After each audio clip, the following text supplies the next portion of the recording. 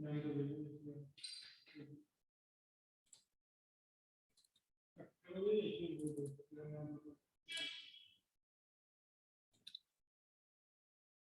morning, dear students. Very good morning to all of you.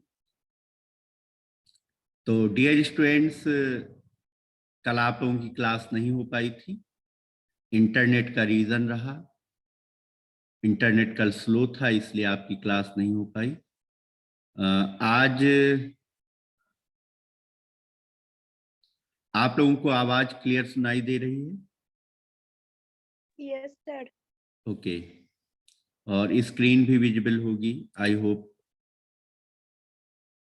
Yes sir. आज सब ठीक है।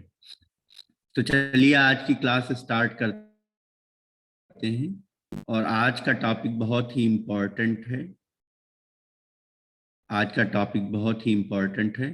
आज हम सीखेंगे कि जावा में हम डेटाबेस कनेक्टिविटी कैसे करते हैं। जावा में हम डेटाबेस कनेक्टिविटी, तो मैं सबसे पहले आपको कुछ थ्योरी का पोर्शन बताऊंगा। भाई गेट बंद कर दीजिए, आवाज जो है बाहर की आती है। तो डियर स्टूडेंट्स, आज हम सीखेंगे database connectivity in Java. Important lecture है, अच्छे से समझना है और सीखना है, क्योंकि मैं आपको ऑलरेडी बता चुका हूं कि अगर आप कोई प्रोजेक्ट डेवलप करते हैं, आप कोई एप्लीकेशन सॉफ्टवेयर बनाते हैं, तो उस केस में आपके एप्लीकेशन का लगभग 80% पार्ट वो डेटाबेस पर डिपेंड करता है या डेटाबेस की कनेक्टिविटी पर डिपेंड करता है। तो ये एक बहुत ही इंपॉर्टेंट टॉपिक है जिसके बारे में हम आज आप लोगों को बताना चाहते हैं। तो चलिए, without any delay, I want to start the today lecture, and that lecture is the database connectivity in Java. Database connectivity in Java. तो जावा में डेटाबेस कनेक्टिविटी के लिए हमें कुछ स्टेप्स फॉलो करने पड़ते हैं। तो मैं यहां पर लिख देता हूं, steps for database connectivity in Java. अगर आप जावा में डेटाबेस कनेक्टिविटी करना चाहते हैं तो आपको कौन कौन से स्टेप्स को फॉलो करना होगा। Which steps are required to perform database connectivity in Java? तो इसका सबसे पहला स्टेप है कि लोड द डेटाबेस ड्राइवर। सबसे पहले हम डेटाबेस ड्राइवर को लोड करते हैं। अभी मैं इन स्टेप्स को बहुत अच्छे से इलॉबरेट करके बताऊंगा, बट पहले अभी मैं आपको स्टेप्स लिख करके बताता हूं। तो सबसे पहला स्टेप क्या होगा? सबसे पहला स्टेप होगा लोड द डेटाबेस ड्राइवर। सबसे पहले हम डेटाबेस ड्राइवर को लोड करेंगे। दूसरा स्टेप क्या है? दूसरा स्टेप है establish the connection. establish the connection between front end and back end। उसके बाद में फिर हम फ्रंट एंड और बैक एंड के बीच में कनेक्शन को एस्टैब्लिश करते हैं।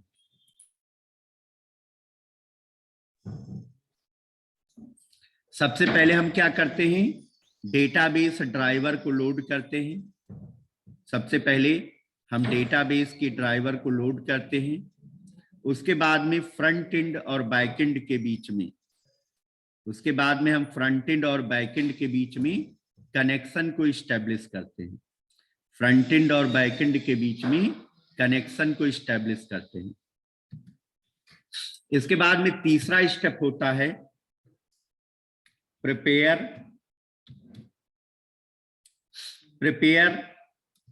SQL command.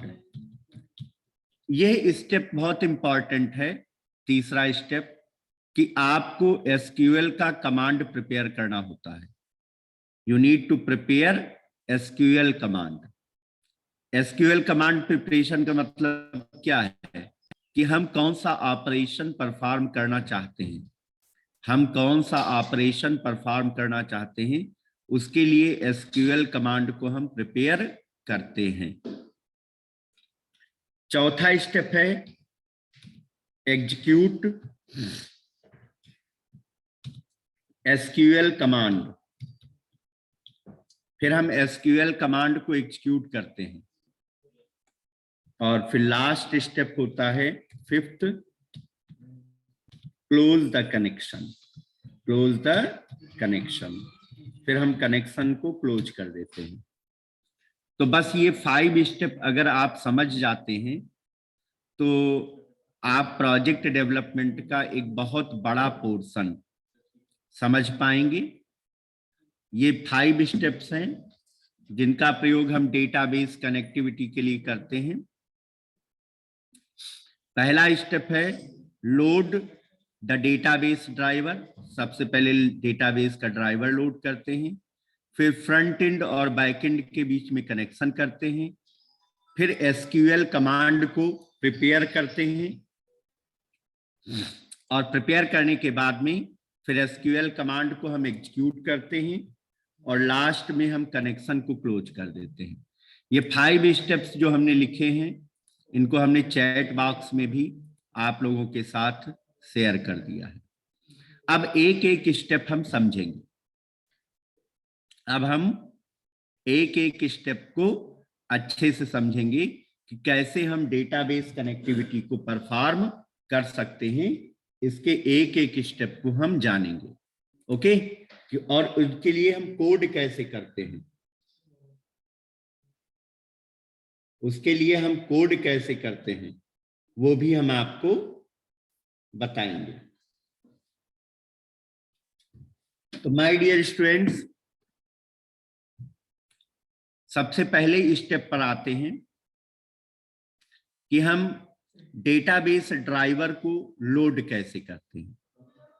How you can load the database driver, कैसे हम डेटाबेस के ड्राइवर को लोड करते हैं। तो आइए, हाउ टू लोड। पहला स्टेप है load database driver. Load database driver.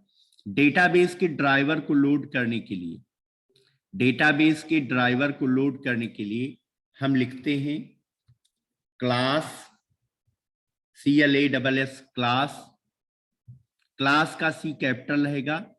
यहां पर जो क्लास है वो एक बनी बनाई क्लास है। ये क्लास कीवर्ड नहीं है जो हमने लिखा है, ये क्लास बनी बनाई क्लास है। तो लिखेंगे class dot for name, class dot for name. तो क्लास क्या है, व्हाट इज क्लास, अच्छे से समझिएगा बेटा। Class is the built in class. Class क्या है, बिल्ट इन क्लास है।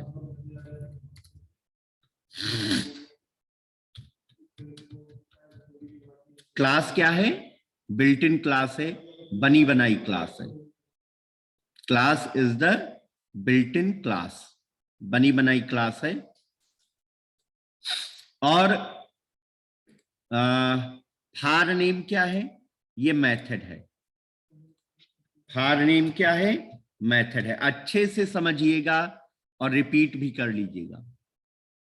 क्लास एक बिल्ट इन क्लास है और फॉर नेम क्या है, मेथड है।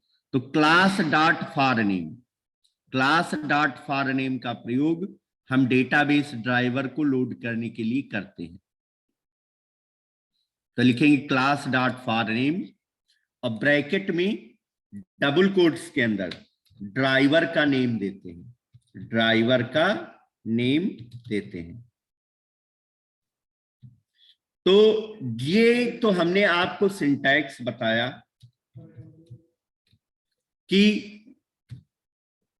कोड में हम ड्राइवर को लोड कैसे करेंगे। कोड में हम ड्राइवर को लोड कैसे करेंगे, लिखेंगे class dot for name, bracket में डबल कोट्स के अंदर ड्राइवर का नेम देंगे, राइट। अब मान लिया for example if you want to load database driver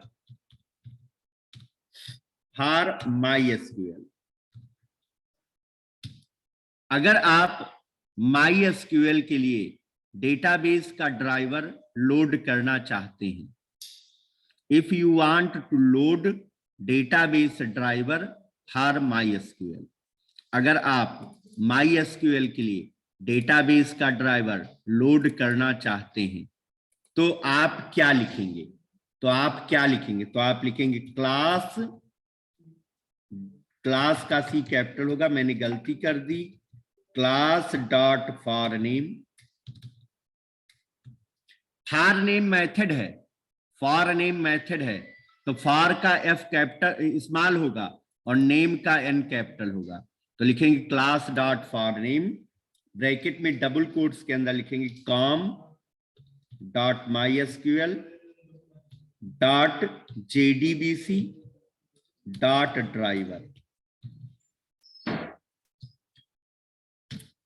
क्या लिखेंगे हम, लिखेंगे class dot for name, bracket में MySQL का जो ड्राइवर होता है उसका नाम क्या है, MySQL का जो ड्राइवर होता है उसका नाम क्या होता है, तो उसका नाम होता है com dot MySQL dot JDBC dot driver, और जो ड्राइवर लिखेंगे तो ड्राइवर का D कैपिटल होगा।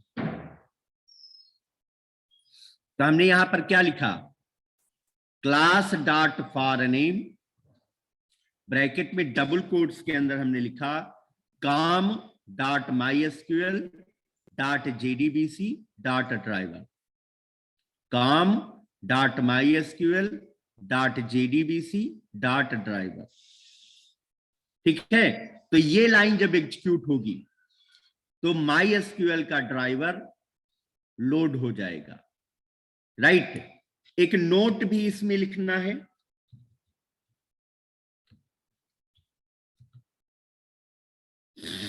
in above line of code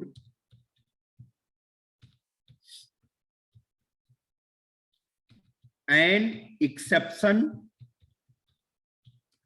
will raise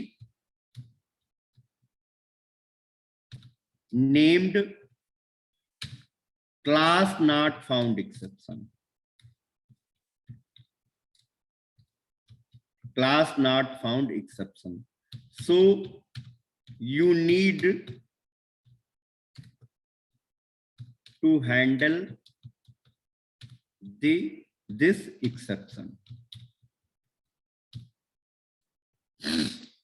तो ये पहला स्टेप होगा। पहले स्टेप का क्या पर्पज है, पहले स्टेप में हम डेटाबेस ड्राइवर को लोड करते हैं, लोड डेटाबेस ड्राइवर।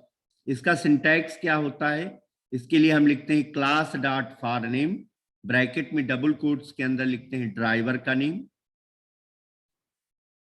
जैसे कि आप MySQL का ड्राइवर लोड करना चाहते हैं तो आप क्या लिखेंगे, आप लिखेंगे class dot for name, bracket में डबल कोट्स के अंदर com dot MySQL dot JDBC dot driver. ये लाइन का जो कोड है, ये इस लाइन का जो कोड है, ये डेटाबेस ड्राइवर को आपके प्रोग्राम में, आपके एप्लीकेशन में लोड कर देगा। और इस लाइन में एक एक्सेप्शन भी आएगी, उस एक्सेप्शन का नाम है क्लास नॉट फाउंड एक्सेप्शन। तो इस एक्सेप्शन को हमें हैंडल भी करना होगा। तो ये पहला स्टेप हमने आप लोगों के लिए करके बताया कि कैसे हम ड्राइवर को लोड करते हैं। तो इसको मैंने यहां पर भी मेंशन कर दिया, मतलब चैट बॉक्स में आप लोगों को शेयर कर दिया। ठीक है, तो मतलब ड्राइवर को लोड करने के लिए आपको एक लाइन का कोड लिखना होगा, और इस लाइन ऑफ कोड में एक एक्सेप्शन रेज होगी। एक्सेप्शन हैंडलिंग हमने आपको पढ़ाई है, अगर आप लोगों को याद हो, आप लोगों को हमने एक्सेप्शन हैंडलिंग पढ़ाई है। Yes sir.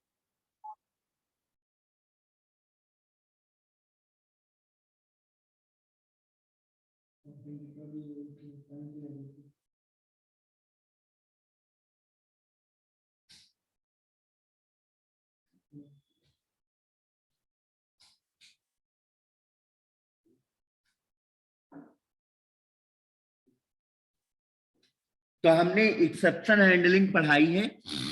तो ये जो क्लास नॉट फाउंड एक्सेप्शन है, ये इस लाइन में रेज होगी।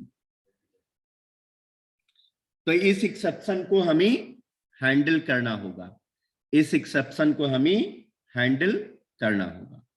ठीक है, तो ये पहला स्टेप था कि how you can load the database driver. आप डेटाबेस का ड्राइवर कैसे लोड करेंगे। अब दूसरा स्टेप क्या कहता है, अब दूसरा स्टेप क्या कहता है, दूसरा स्टेप कहता है कि establish the connection between front end and back and. आपको कनेक्शन स्टैब्लिश करना है फ्रंट एंड और बैक एंड के बीच में। फ्रंट एंड और बैक एंड के बीच में आपको कनेक्शन स्टैब्लिश करना है। तो आइए अब दूसरा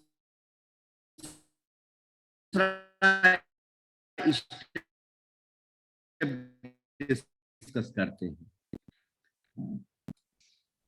दूसरा स्टेप है establish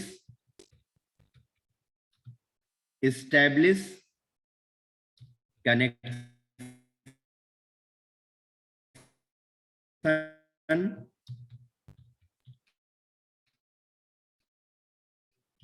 between and back end।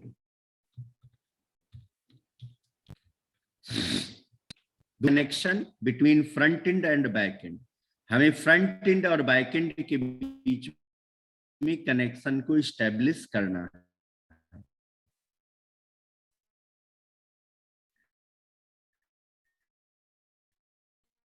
कैसे करते हैं, तो पहले इसका सिंटैक्स देखिए। सिंटैक्स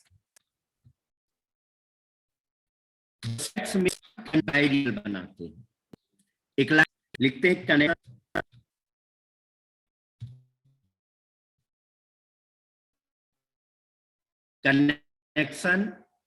कनेक्शन का हमने वेरिएबल बनाया कौन, कनेक्शन का हमने वेरिएबल बनाया कौन सकते हैं, you can any variable.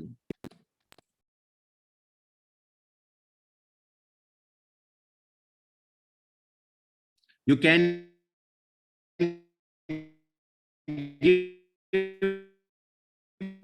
Any variable, आप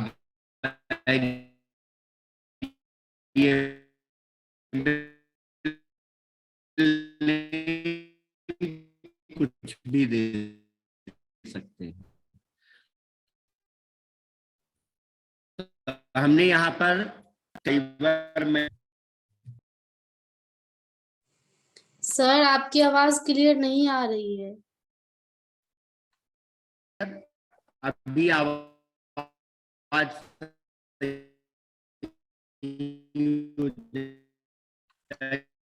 सर आप क्या बोल रहे हैं, आवाज ही नहीं आ रही है। सर साउंड नहीं आ रही क्लियर।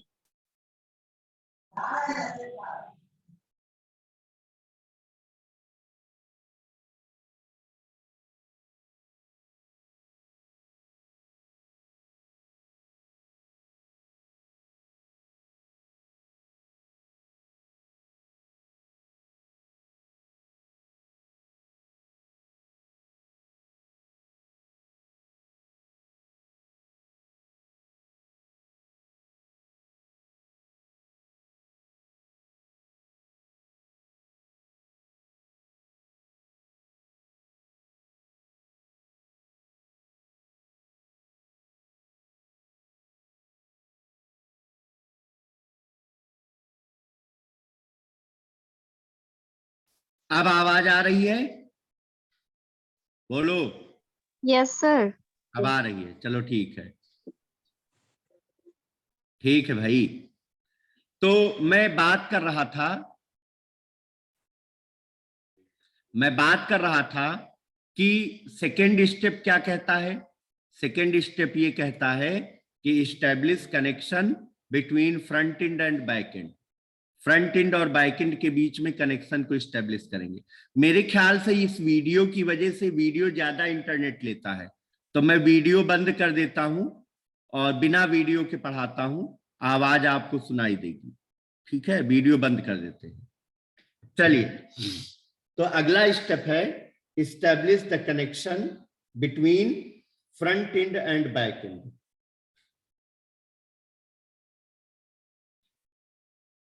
अब हमें फ्रंट एंड और बैक एंड के बीच में कनेक्शन को इस्टेब्लिश करना है। अब हमें फ्रंट एंड और बैक एंड के बीच में कनेक्शन को इस्टेब्लिश करना है। तो कैसे इस्टेब्लिश करते हैं कनेक्शन? कैसे हम कनेक्शन को इस्टेब्लिश करेंगे? तो लिखेंगे connection con is the variable name. Con क्या है? वेरिएबल नेम है। Equal to driver manager dot get connection. Driver manager dot get connection. अभी मैं इस लाइन को एक्सप्लेन करूंगा। अभी मैं इस लाइन को एक्सप्लेन करूंगा। तो हमने लिखा connection con equal to driver manager dot get connection. Connection con equal to driver manager dot get connection. तो गेट कनेक्शन मेथड के अंदर, गेट कनेक्शन मेथड के अंदर हम तीन चीजें पास करते हैं, तीन पैरामीटर पास करते हैं। पहला हम पास करते हैं डेटाबेस का यूआरएल कामा, दूसरा हम पैरामीटर पास करते हैं यूजर नेम, तीसरा पैरामीटर पास करते हैं पासवर्ड। ये लाइन क्या करती है? यह लाइन फ्रंट एंड और बैक एंड के बीच में कनेक्शन को इस्टेब्लिश कर देती है। यह लाइन फ्रंट एंड और बैक एंड के बीच में कनेक्शन को इस्टेब्लिश कर देती है। क्या लिखते हैं? Connection con equal to driver manager dot get connection, और गेट कनेक्शन मेथड के अंदर तीन पैरामीटर पास करते हैं, डेटाबेस का यूआरएल, डेटाबेस का यूजर नेम और डेटाबेस का पासवर्ड। ठीक है, अब देखो यहां पर कनेक्शन क्या है समझाना चाहूंगा। यहां पर कनेक्शन क्या है? कनेक्शन एक इंटरफेस है। यहां पर कनेक्शन क्या है? इंटरफेस। इंटरफेस मैंने पढ़ाया है, इंटरफेस के बारे में हमने पढ़ाया है। आप याद करिए, एक क्लास मैंने कराई थी इंटरफेस एब्स्ट्रैक्ट क्लास और क्लास के बीच में। इंटरफेस एब्स्ट्रैक्ट क्लास और क्लास के बीच की हमने एक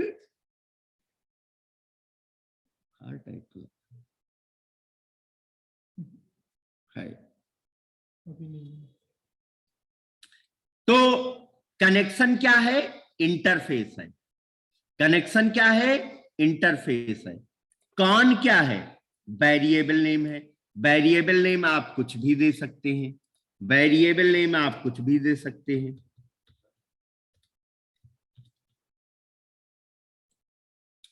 कनेक्शन क्या है? इंटरफेस है। कौन क्या है? वेरिएबल नेम है। ड्राइवर मैनेजर क्या है? क्लास है। और गेट कनेक्शन क्या है? मेथड है। गेट कनेक्शन क्या है? मेथड है।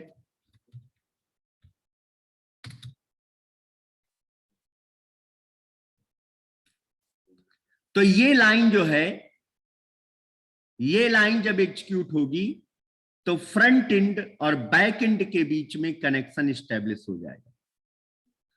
तो इस लाइन में हमने क्या लिखा है?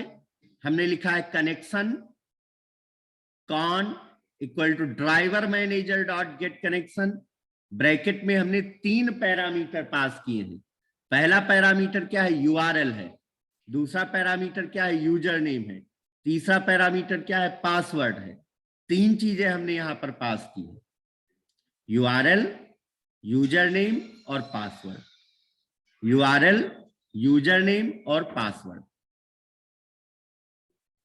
अब देखो बच्चों, अब मान लिया हमारे पास एक डेटाबेस है जिसको हम कनेक्ट करना चाहते हैं। तो फॉर एग्जाम्पल हम डेटाबेस को कनेक्ट करना चाहते हैं। हम डेटाबेस को कनेक्ट करना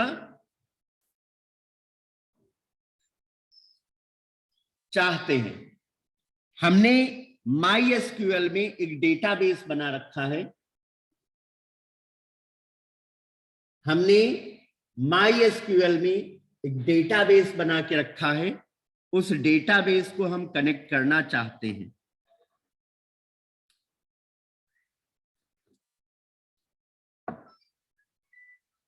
ठीक है, तो हम कैसे कनेक्टिविटी परफॉर्म करेंगे? हम लिखेंगे कनेक्शन, ये इंटरफेस है। कनेक्शन इंटरफेस का वेरिएबल बनाया con equal to driver manager dot get connection. Driver manager dot get connection. अब डेटाबेस का यूआरएल देंगे। गेट कनेक्शन मेथड के अंदर डेटाबेस का यूआरएल देंगे, फिर यूजर नेम देंगे, फिर पासवर्ड देंगे। डेटाबेस का यूआरएल देंगे, यूजर नेम देंगे, पासवर्ड देंगे। आइए देते हैं। तो यूआरएल में हम लिखेंगे डबल कोट के अंदर JDBC कॉलन, कॉलन का सिंबल लगाएंगे, MySQL colon double forward slash local host colon 3306 forward slash database का नाम MyDB। ये हुआ यूआरएल, ये डेटाबेस का यूआरएल हुआ। क्या हमने लिखा है यूआरएल में? हमने डबल कोट्स में लिखा है JDBC colon MySQL colon double forward slash local host colon 3306 forward slash MyDB, forward slash MyDB। तो ये क्या हो गया? ये हो गया यूआरएल, ये हो गया यूआरएल।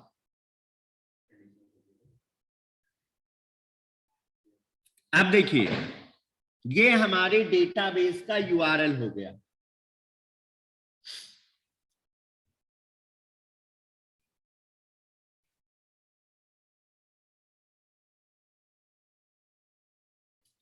ये आपके डेटाबेस का यूआरएल हो गया। क्या आपने लिखा? JDBC colon MySQL colon double forward slash local host :3306 /mydb।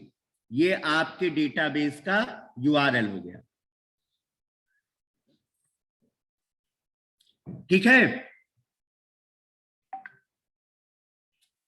ये आपके डेटाबेस का URL हो गया।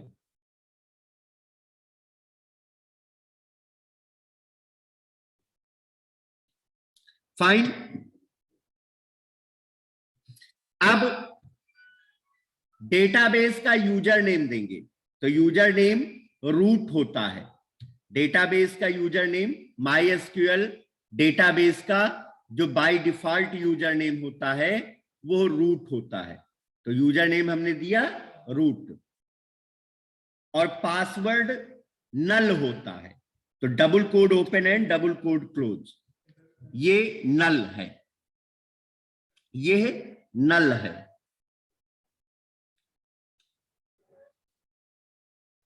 यह नल है, right.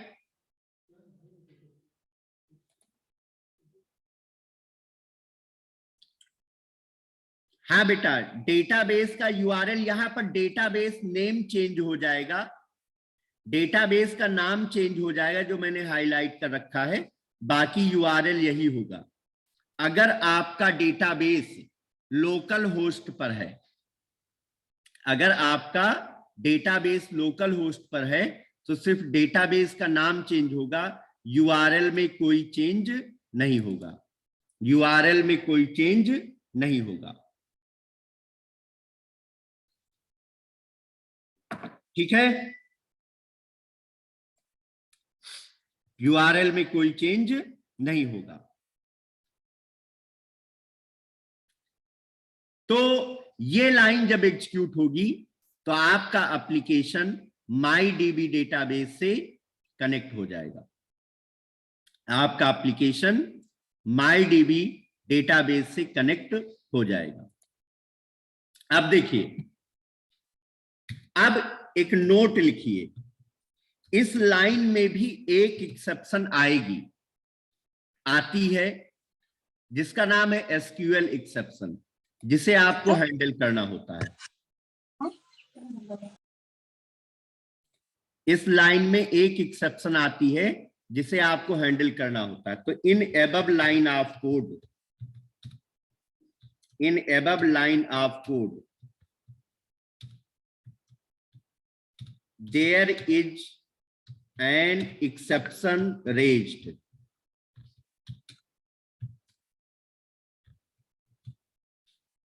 In above line of code, there is an exception raised named SQL exception.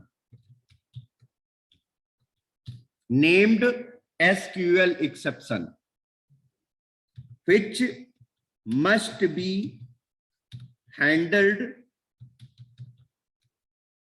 by programmer. Which must be handled by programmer.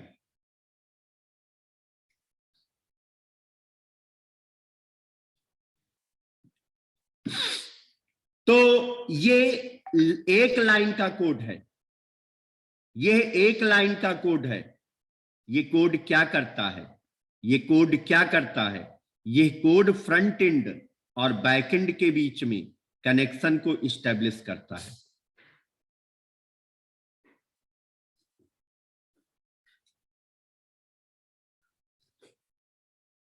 ठीक है, बोलो भाई। देखो, है एक ही लाइन का कोड, एक लाइन का कोड आपने लिखा ड्राइवर को लोड करने के लिए, फिर एक लाइन का आपने कोड लिखा कनेक्शन को इस्टेब्लिश करने के लिए, एक लाइन का आपने कोड लिखा कनेक्शन को इस्टेब्लिश करने के लिए, राइट। तो इतना 2 लाइन का कोड पिछले लगभग 30 मिनट में हमने सिर्फ 2 लाइन का कोड आपको समझाया है। आई होप आपको समझ में आया होगा। कुछ बोल भी दो। Yes sir. Yes Yes. Sir. Okay, तो ये 2 लाइन का कोड मैंने आपको समझाया, इसको भी मैं चैट बॉक्स में डाल देता हूं, इसको भी मैं चैट बॉक्स में डाल देता हूं। अब आता हूं मैं तीसरे स्टेटमेंट पर।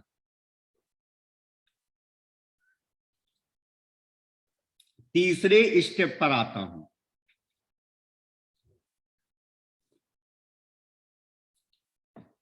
अब मैं तीसरे स्टेप पर आता हूं।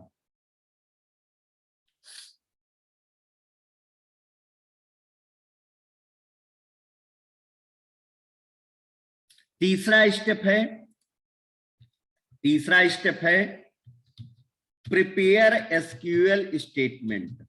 Prepare SQL statement. पहले मुझे ये बताओ, मैं ऐसे नहीं मानूंगा, कितने बच्चों को जो मैंने प्रीवियस 2 स्टेप बताए हैं वो कितने बच्चों को समझ में आए? प्लीज वाई टाइप करिए।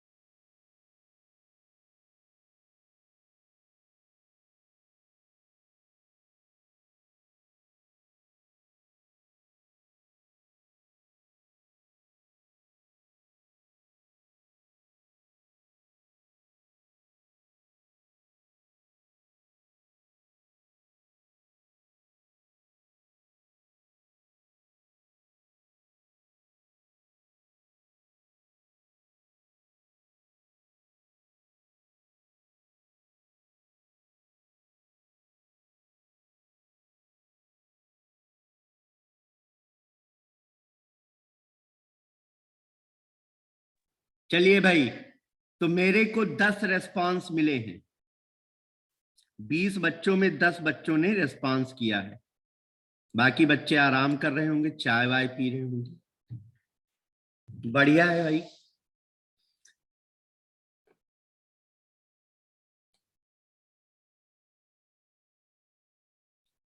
नहीं नेहा, मैं प्रैक्टिकल कहां बताता हूं बेटा, मैं तो थ्योरी ही पढ़ाता हूं, है ना। प्रैक्टिकल तो मैंने कभी बताया ही नहीं,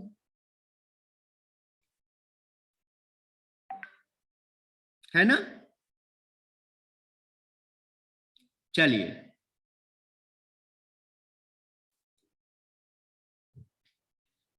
अब ध्यान दीजिए, प्रिपेयर एसक्यूएल स्टेटमेंट। भाई पहले मैं ये थ्योरी बताऊंगा तभी तो प्रैक्टिकल में आप समझ पाएंगे क्या कोड करना है, क्या किस कोड का क्या मतलब है। भाई ये आप तभी तो समझ पाएंगे जब आप पहले थ्योरी पढ़ेंगे, फिर प्रैक्टिकल बताएंगे। तो प्रिपेयर एसक्यूएल स्टेटमेंट।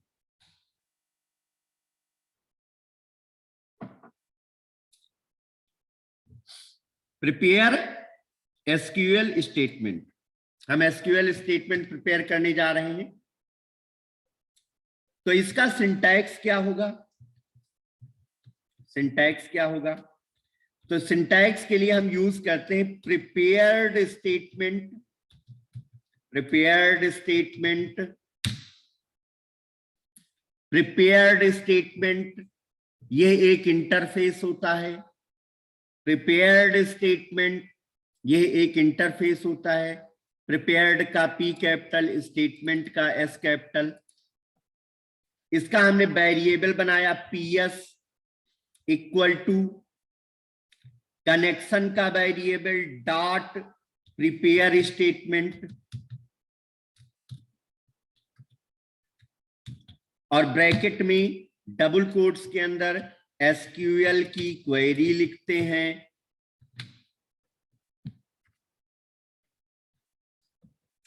ब्रैकेट में डबल कोट्स के अंदर एसक्यूएल की क्वेरी लिखते हैं।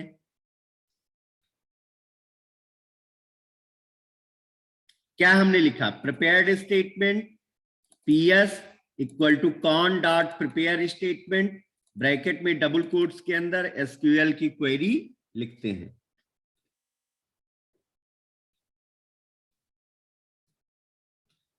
तो अब ये जो सिंटैक्स मैंने बताया है इसका मतलब क्या है, मतलब समझो। यहां पर प्रिपेयर्ड स्टेटमेंट जो है ये इंटरफेस है, इंटरफेस। पीएस क्या है, वेरिएबल है। पीएस क्या है, वेरिएबल है। कॉन क्या है, ये कनेक्शन का ऑब्जेक्ट है जो अभी सेकेंड स्टेप में हमने बनाया है। ये क्या है, कनेक्शन ऑब्जेक्ट है। अब प्रिपेयर स्टेटमेंट क्या है, ये मेथड है।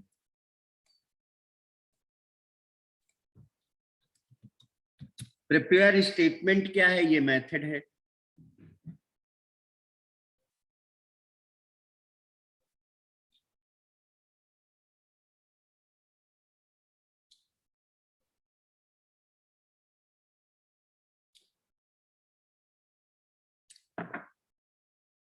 प्रिपेयर स्टेटमेंट क्या है, ये मेथड है। तो ये जो एसक्यूएल की क्वेरी लिखते हैं इससे हमारा एसक्यूएल स्टेटमेंट प्रिपेयर होता है, मतलब बनता है। प्रिपेयर होने का मतलब क्या होता है, बनता है। तो हमारा एसक्यूएल स्टेटमेंट बन गया। अब इसका मैं एग्जाम्पल देता हूं। फॉर एग्जाम्पल हमने यहां पर लिखा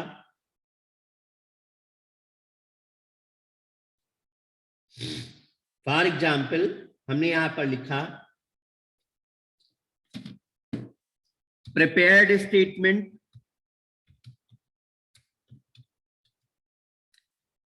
statement PS equal to con dot prepare statement.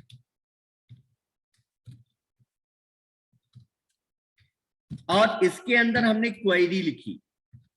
कौन सी क्वेरी लिखी, हमने लिखा सेलेक्ट एस्ट्रिक्ट फ्रॉम एम्प्लॉय। ये एग्जाम्पल में बता रहा हूं। हमने क्वेरी में क्या लिखा, select asterisk from employ.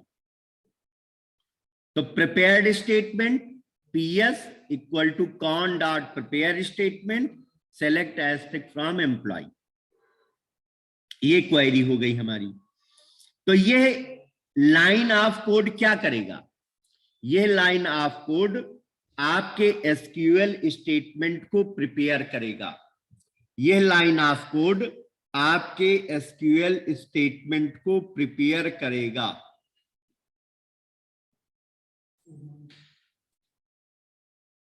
Clear. अब यहां पर भी मैं एक नोट लिखता हूं। In above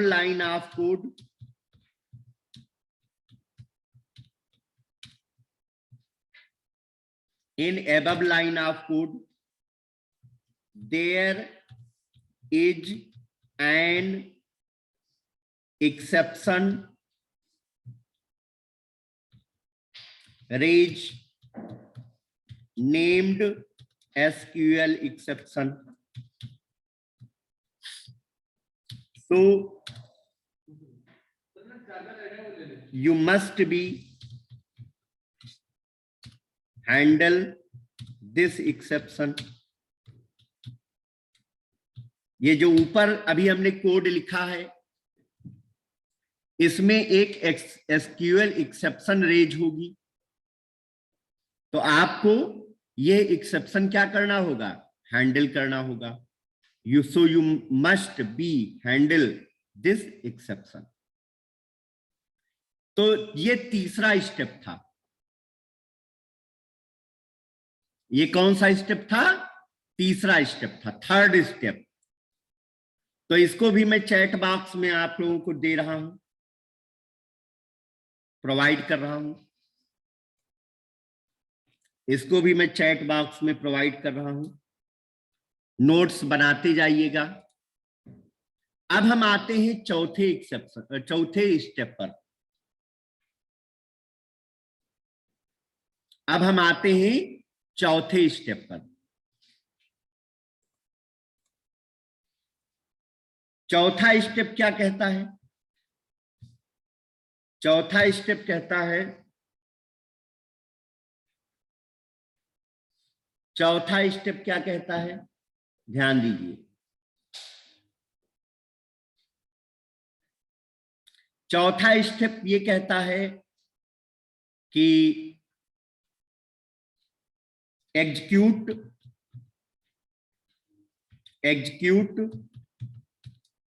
SQL statement. कैसे एग्जीक्यूट करेंगे? एक लाइन का कोड है, लिखेंगे पीएस क्या है? वेरिएबल है। पीएस क्या है? वेरिएबल है। किसका वेरिएबल है? प्रिपेयर्ड स्टेटमेंट का वेरिएबल। तो पीएस डॉट एग्जीक्यूट। बस ये लाइन क्या करेगी? ये लाइन क्या करेगी? आपके एसक्यूएल के कोड को एग्जीक्यूट कर देगी।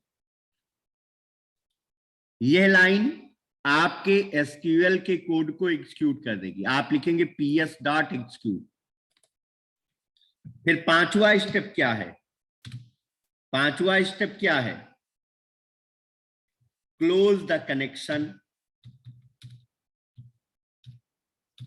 तो कनेक्शन को कैसे क्लोज करते हैं? उसके लिए लिखते हैं कनेक्शन का वेरिएबल डॉट क्लोज। बस। तो भाई हमें सिर्फ ये 5 स्टेप्स ही फॉलो करने होते हैं। हमें सिर्फ ये 5 स्टेप्स ही फॉलो करने होते हैं।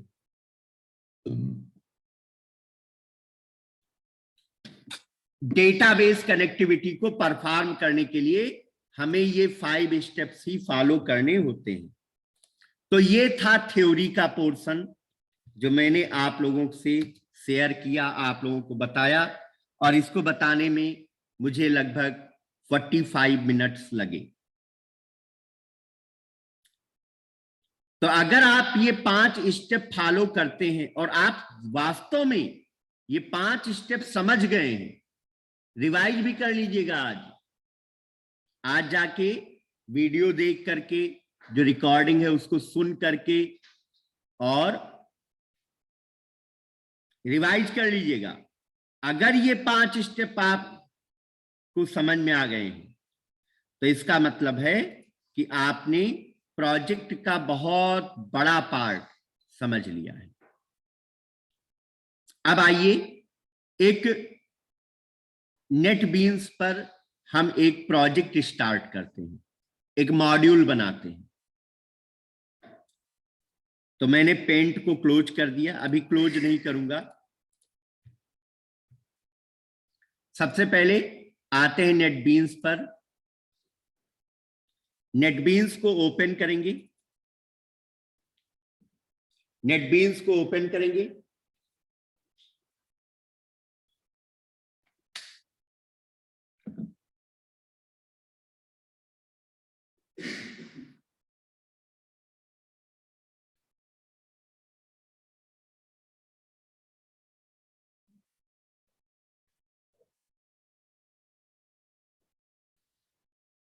तो नेटबीन्स ओपन हो गया है।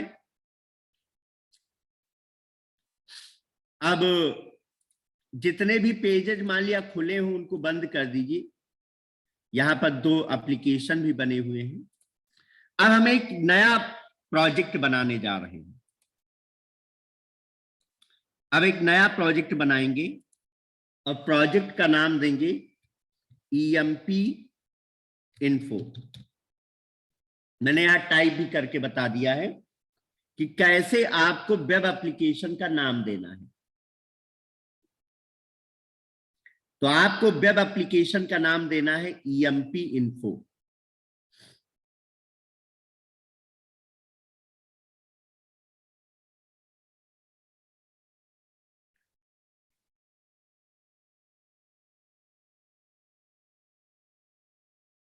आपको अपने वेब एप्लीकेशन का नाम देना है EMP इन्फो। आओ बनाते हैं। तो फाइल मेनू पे गए, न्यू प्रोजेक्ट पर गए, कैटेगरीज में हमने सेलेक्ट किया जावा वेब।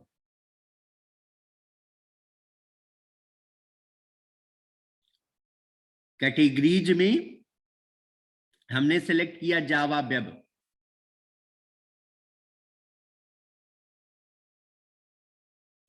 कैटेगरीज में हमने सेलेक्ट किया जावा वेब।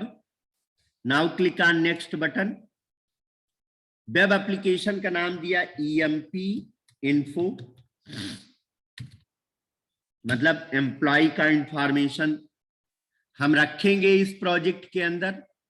तो प्रोजेक्ट का नाम हमने दिया ईएमपी इन्फो, जिसमें कि ईएमपी का ई कैपिटल है, इन्फो का आई कैपिटल है। ये मैंने जावा की स्टाइल में लिखा हुआ है, EMP info.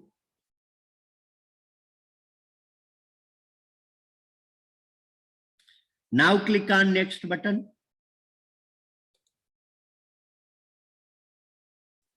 Again press next button, then click on finish button।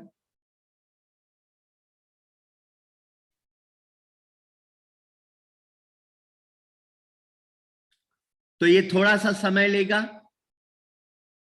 Complete होने में, मतलब प्रोजेक्ट के बनने में थोड़ा सा समय लेगा। तो हम वेट करेंगे जब तक हमारा प्रोजेक्ट नहीं बन जाता है। तो हमारा प्रोजेक्ट बन गया है बच्चों। इस प्रोजेक्ट में हम जेएसपी पर काम करेंगे, एचटीएमएल पे काम नहीं करेंगे। इस प्रोजेक्ट में हम जेएसपी पे काम करेंगे, एचटीएमएल पे काम नहीं करेंगे।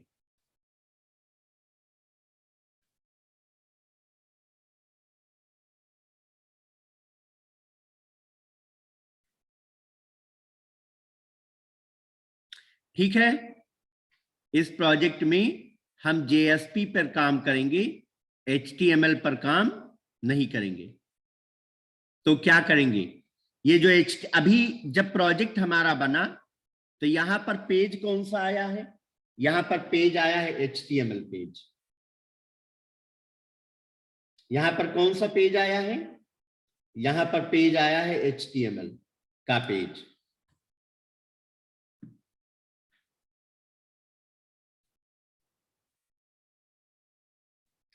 ठीक है,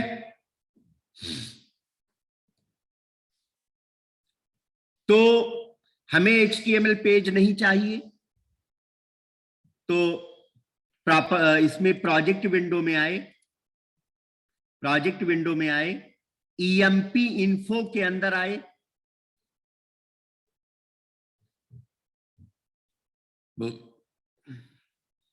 प्रोजेक्ट विंडो में आए, ईएमपी इन्फो के अंदर आए। ईएमपी इन्फो के अंदर वेब पेजेस को एक्सपैंड किया। हमने क्या किया है, हम पहले प्रोजेक्ट विंडो में आए, फिर ईएमपी इन्फो प्रोजेक्ट में आए। इसके सामने एक देखो प्लस जैसा बना हुआ है, इस प्लस पे क्लिक करेंगे। वेब पेजेस फोल्डर के अंदर index.html आपको दिख रहा है। वेब पेजेस के अंदर आपको एक पेज दिख रहा है index.html। इस पेज पर राइट क्लिक करिए और इसे आप डिलीट कर दीजिए। क्यों डिलीट कर रहे हैं, क्योंकि हमें HTML पेज पर काम नहीं करना है। तो इस पेज पर राइट क्लिक किया और इसको डिलीट कर दिया। डिलीट हो गया पेज डिलीट हो गया। क्लियर। अब क्या करेंगे, एक नया पेज ऐड करेंगे, और पेज का नाम होगा index.jsp। एक नया पेज ऐड करेंगे और पेज का नाम होगा index.jsp।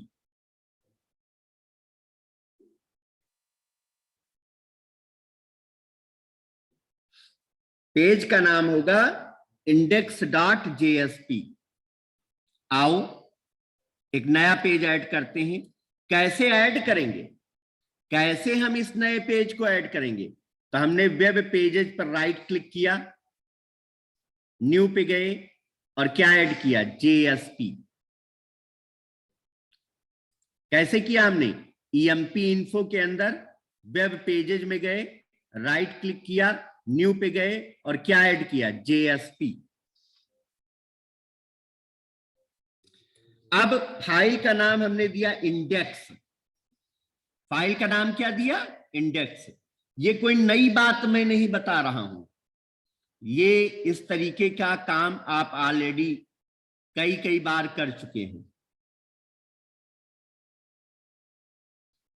तो हमने यहां पर ऐड किया इंडेक्स और क्लिक किया फिनिश पर। तो देखो index.jsp पेज ऐड हो गया। index.jsp पेज ऐड हो गया। अब इसमें HTML का कोड लिखा पड़ा है।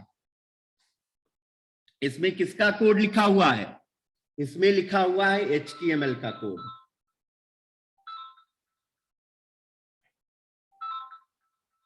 एक कॉल आ रही है, मैं रिसीव कर लूं फिर कंटिन्यू कर।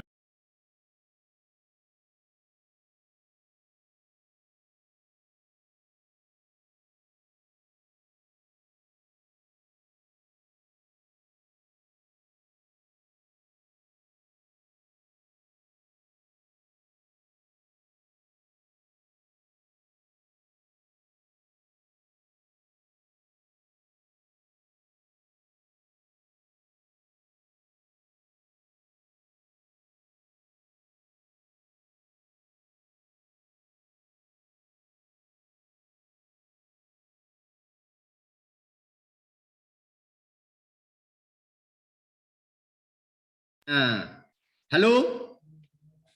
सो डियर स्टूडेंट्स, यहां पर पेज ऐड हो गया index.jsp। यहां पर पेज ऐड हो गया index.jsp। अब इस JSP पेज के टाइटल में आएंगे और लिखेंगे employee information. Employee information, right. Title में हमने क्या लिखा? Employee information. टाइटल में हमने क्या लिखा? Employee information.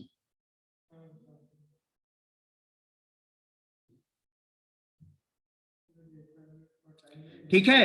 फिर बॉडी टैग में आए और H1 टैग के अंदर लिखा है हेलो वर्ल्ड।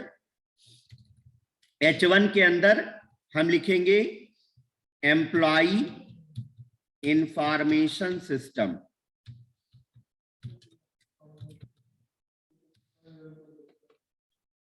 H1 टैग के अंदर हमने लिखा एम्प्लॉय इंफॉर्मेशन सिस्टम। आओ इतना सेव करके रन करते हैं। तो इतना हमने सेव किया, पेज पर राइट क्लिक किया और रन फाइल कर दिया।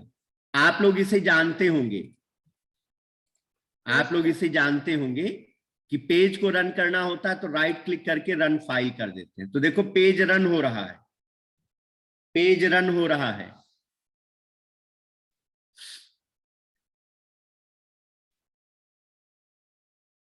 पेज रन हो रहा है।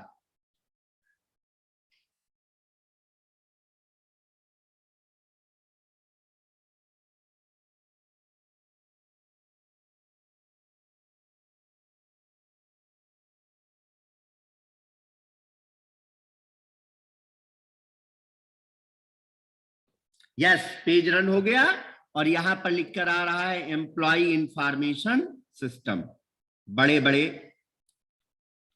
लेटर्स में।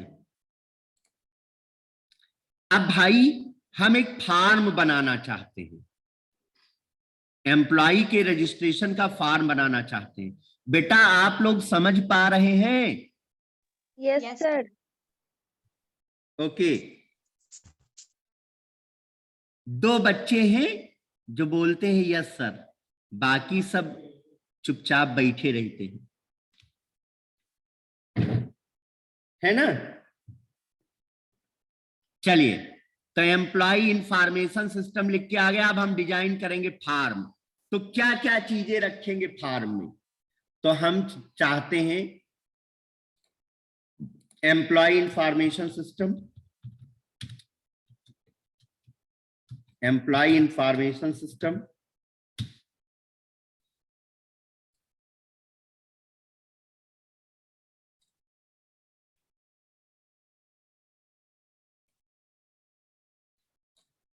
और यहां पर हम पेज को डिजाइन करना चाहते हैं।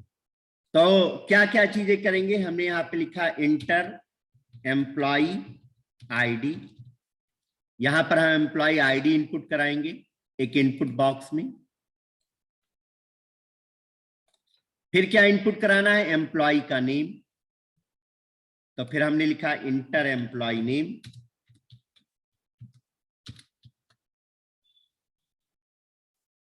एक इनपुट बॉक्स लेंगे।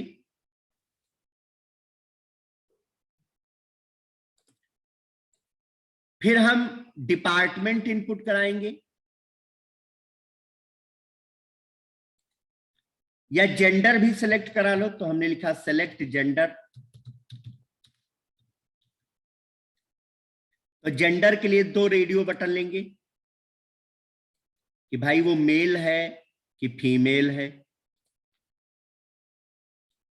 जेंडर के लिए 2 रेडियो बटन लेंगे, एक मेल और एक फीमेल।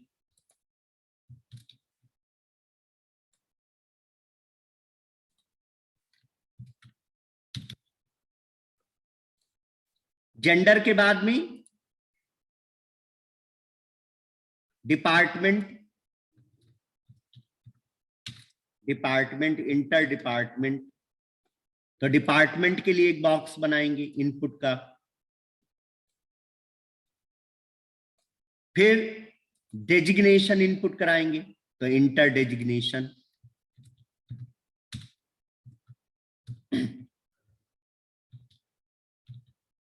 इंटर डेजिग्नेशन, यहां डेजिग्नेशन इनपुट कराएंगे। फिर लिखेंगे इंटर सैलरी, या सैलरी छोड़ दो, अच्छा इनपुट करा लो इंटर सैलरी।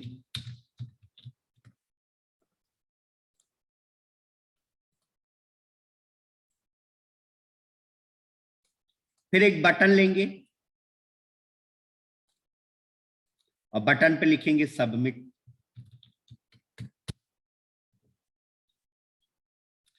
तो हमें ऐसा फॉर्म बनाना है।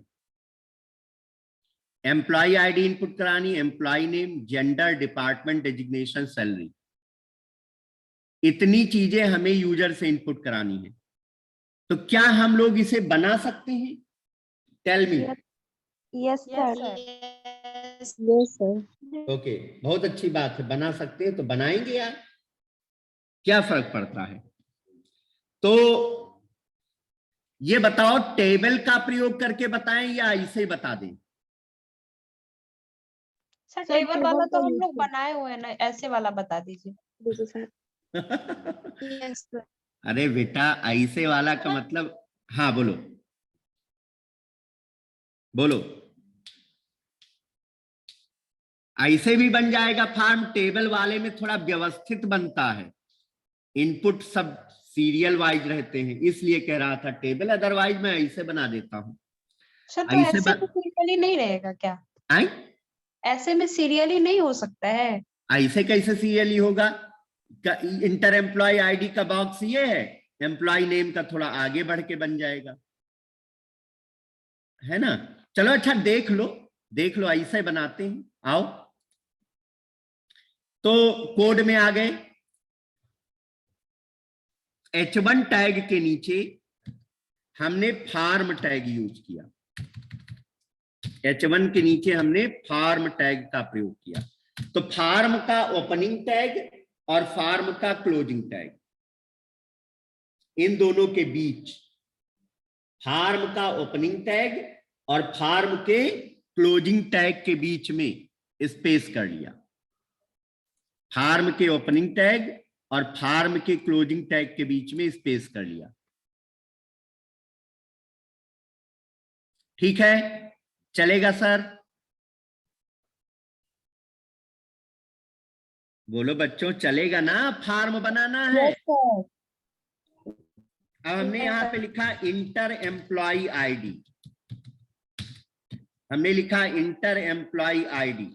ठीक, अब इसमें बनाना है इसके आगे इनपुट, तो हमने लिखा input type equal to text और name equal to EMP ID। बस ये इनपुट बन जाएगा।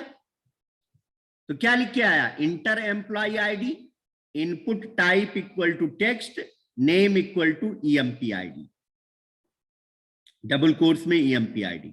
मैंने इतना लिखने के बाद इसे सेव किया, सेव करके पेज को रिफ्रेश किया तो देखो ये बन करके आ गया, लिख के आ गया इंटर एम्प्लॉय आईडी और इसके आगे एक इनपुट बन करके आ गया। बन गया?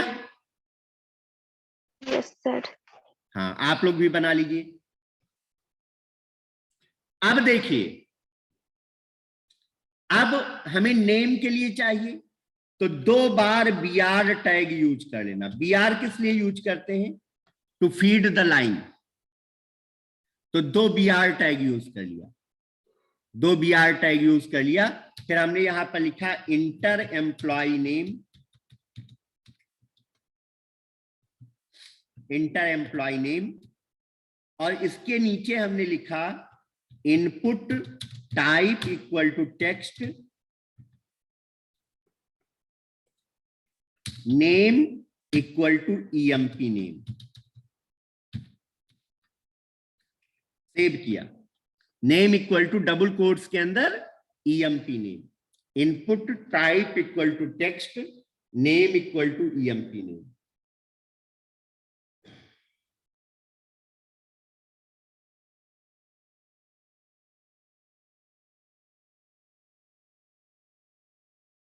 Input type equal to text, name equal to EMP name. सेव करिए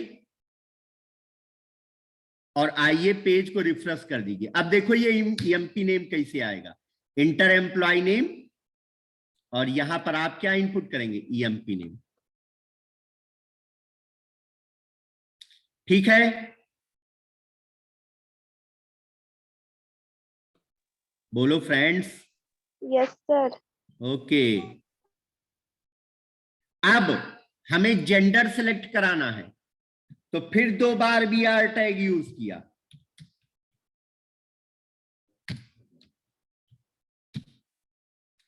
आप लिखेंगे सेलेक्ट जेंडर, सेलेक्ट जेंडर।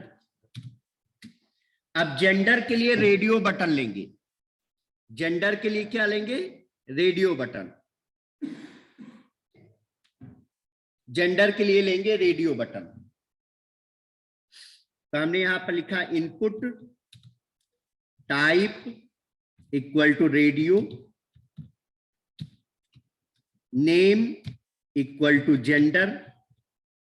इसकी वैल्यू देनी पड़ेगी, value equal to male, MALE। सही सही मेल लिखना। बहुत बच्चे क्या लिख देते हैं? MAIL लिख देते हैं, मेल, वो गलत हो जाएगा। और इसके आगे शो कराएंगे मेल। तो input type equal to radio, name equal to gender, value equal to male. Input type equal to radio, name equal to gender, value equal to male. फिर हमने लिखा input type equal to radio, name equal to gender, value equal to female. और इसके आगे show कराएंगे female.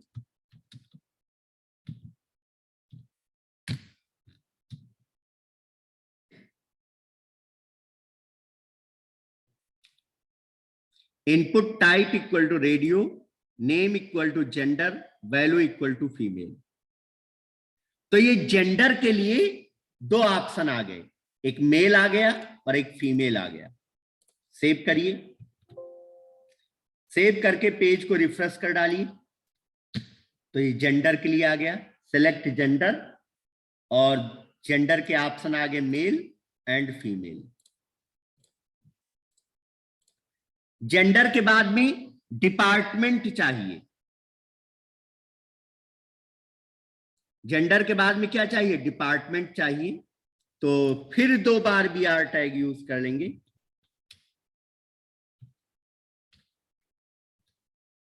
और लिखेंगे inter department. Department के लिए लिखेंगे input type equal to text, name equal to department.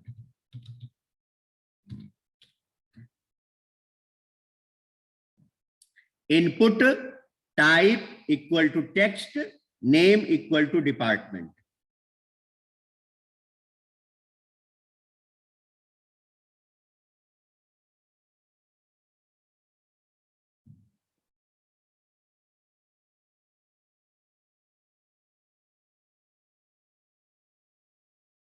Input type equal to text, name equal to department. Save करिए तो आपको डिपार्टमेंट भी दिख जाएगा, डिपार्टमेंट। अब हमें चाहिए डेजिग्नेशन। डेजिग्नेशन का मतलब होता है पद, कि किस पद पर है। तो 2 बार BR टैग यूज कर लिया, और फिर हमने लिखा enter designation, enter designation.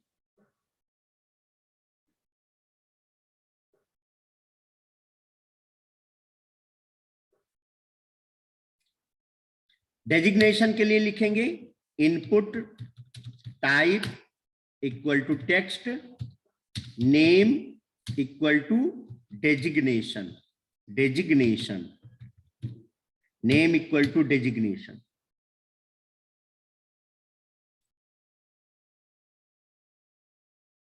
Save करेंगे, पेज को रिफ्रेश करेंगे, डेजिग्नेशन आ गया। डेजिग्नेशन के बाद हमें चाहिए सैलरी। तो हमने 2 बार BR टैग फिर यूज किया,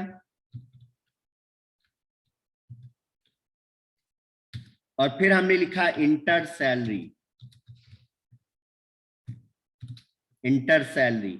अब हम सैलरी इनपुट कराएंगे, तो क्या लिखेंगे, input type equal to number.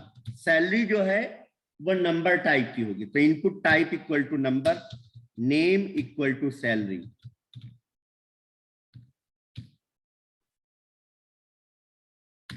फिर 2 बार BR टैग यूज कर लिया। Input type equal to number, name equal to salary.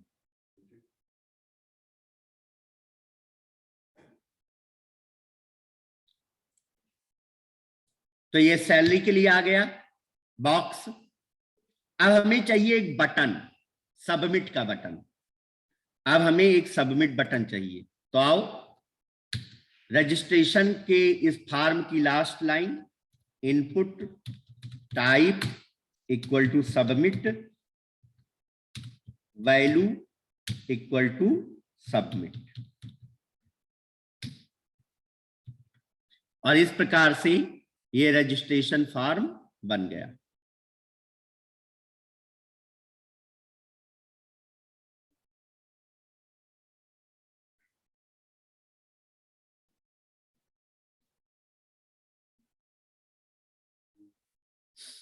Input type equal to submit, value equal to submit. Save कर लीजिए, पेज को रिफ्रेश कर दीजिए, और ये आपका फॉर्म बन करके आ गया। तो आज हमने पेज का डेवलपमेंट कर लिया। पेज का डेवलपमेंट आज के लेक्चर में हमने कर लिया, और आज हमने डेटाबेस कनेक्टिविटी की थ्योरी भी पढ़ ली। अब इसके आगे का जो मतलब हम सेव कराने का प्रोसेस है, वो कल के लेक्चर में हम आप लोगों को बताएंगे। तो इसको अच्छे से पढ़ लीजिएगा, समझ लीजिएगा, और रिवाइज कर लीजिएगा। बहुत इंपॉर्टेंट आज का लेक्चर रहा है। राइट। तो इतना आप लोग करिए। अब हम लोग कल मिलेंगे, कल 10 बजे से आपकी क्लास होगी।